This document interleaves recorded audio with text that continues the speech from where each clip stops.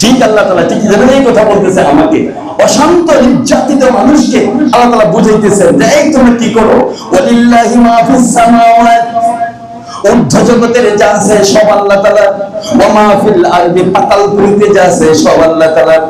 ওয়ালাকাদ ওয়াসাইনাল্লাযীনা উতুল কিতাবা মিন ক্বাবলিকুম, তোমাদের আগে যত ইহুদি খ্রিস্টান যত আহলে কিতাবরা ছিল এদেরকে আমি ওসিয়ত করেছিলাম, ওয়া ইয়াকুম, এবং তোমাদেরকে আমি বিশেষভাবে ওসিয়ত করি, আনিত্তাকুল্লাহ, সর্বাবস্থায় আল্লাহ তাআলাকে ভয় করিও।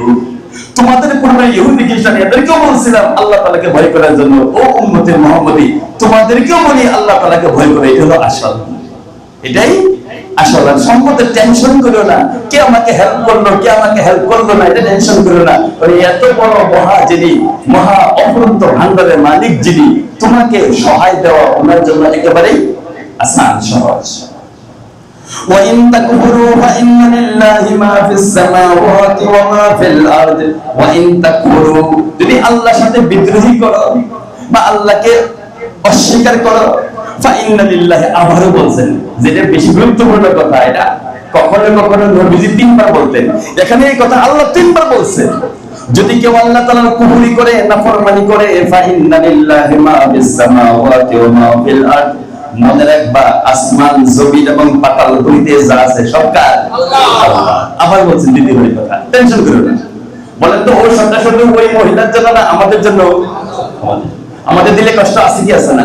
কেমনে চলবো, কেমনে চলবো, সন্তান কি হবে, কোথায় থাকবে, আমি তো ভাড়ায় ভাড়ায় থেকে জীবন পার করে দিলাম, আমার সন্তান কি ভাবে জীবন পার করবে?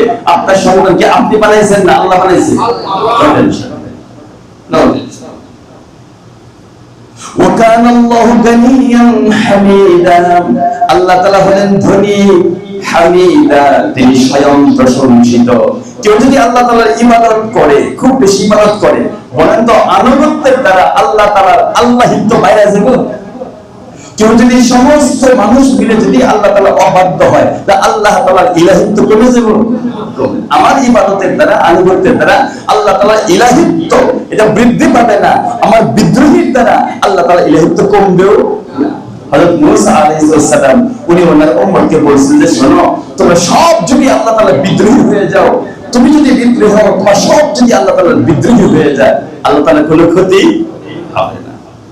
আবার وَلِلَّهِ مَا فِي السَّمَاوَاتِ وَمَا فِي الْأَرْضِ وَكَفَى بِاللَّهِ وَكِيلًا وَلِلَّهِ مَا فِي السَّمَاوَاتِ وَمَا فِي الْأَرْضِ, আবার বলছেন আসমান সমূহে, জমিন সমূহে এবং পাতাল পুরীতে যা